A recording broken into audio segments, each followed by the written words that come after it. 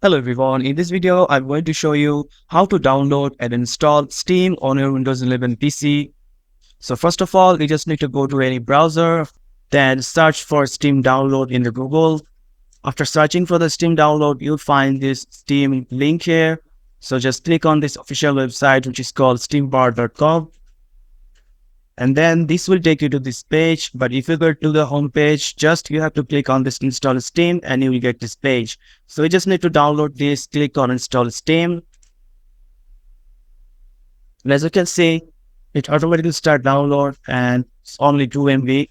So after finishing the download, you just go to the folder and just double click to open this installer. Then click on yes to run this application. Then just click next.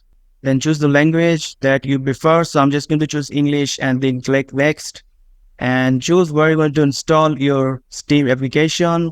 So I'm just going to choose the default option, which is my C folder. So just choose install. And as you can see, Steam has been successfully installed in my PC. So just click finish and also run Steam. So just click finish and it will update the Steam application.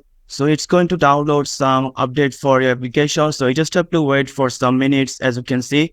So after downloading the update, your Steam application going to run. So you just need to sign in with your account, or if you don't have an account, you just go to this create a free account. But right now, I'm just going to sign in with my account. So after signing in, you will get this interface of Steam. So that's it, guys. This is how you can download and install the Steam in your Windows 11 PC. So if you found this video helpful, please subscribe to this channel and thank you for watching.